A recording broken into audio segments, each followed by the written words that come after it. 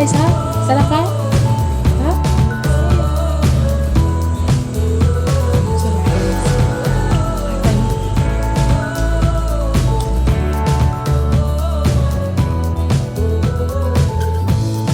Hi guys! Welcome to my channel! Ito na naman po si Mary Moo. So today tuturuan ko kayo guys kung paano gumawa ng napaka-healthy at napakasarap na bibimbap. Dahil quarantine ngayon guys, hindi ako makakalabas para makakain ng paborito kong bibimbap. So hindi ako makakapunta sa mga paborito kong Korean restaurant. So nag-decide na lang ako na mag-aral kung paano gumawa ng sarili kong bibimbap. Yan. So, paano ba ito naiiba sa mga bibimbap sa Korean restaurant? Actually, hindi naman masyado dahil yung mga main ingredients ay nandun pa din. Meron pa rin siyang carrots, meron pa rin siyang cabbage, meron pa rin rice, cucumber, meron pa rin akong seaweed paper, at ang dinagdag ko lang ay ang malunggay. So, dahil ako ay may cancer, importante na ang pagkain ko ay maging more on veggies, more on greens. So, hindi ako palakain ng gulay guys, pero simula nung makilala ko itong bibimbap, natuto akong kumain ng gulay.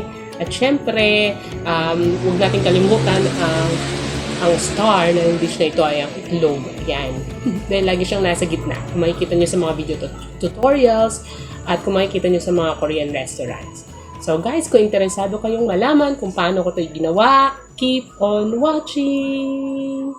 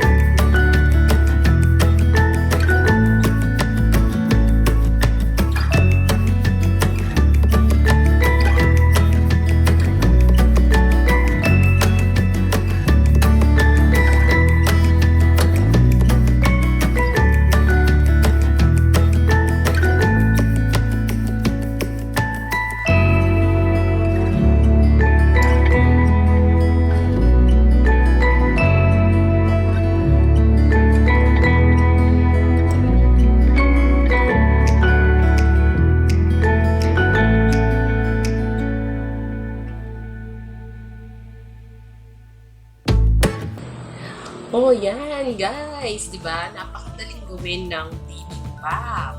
So, ito, pwede mo itong kainin anytime of the day. So, kung bago ka pala sa aking channel, please don't forget to like, subscribe, and ring that bell. You can also leave a comment. Meron kayong reaction to ko dito sa aking ginawang vlog. Anyways, sana marami kayo natutunan. Maraming salamat sa panonood. Hanggang sa muli.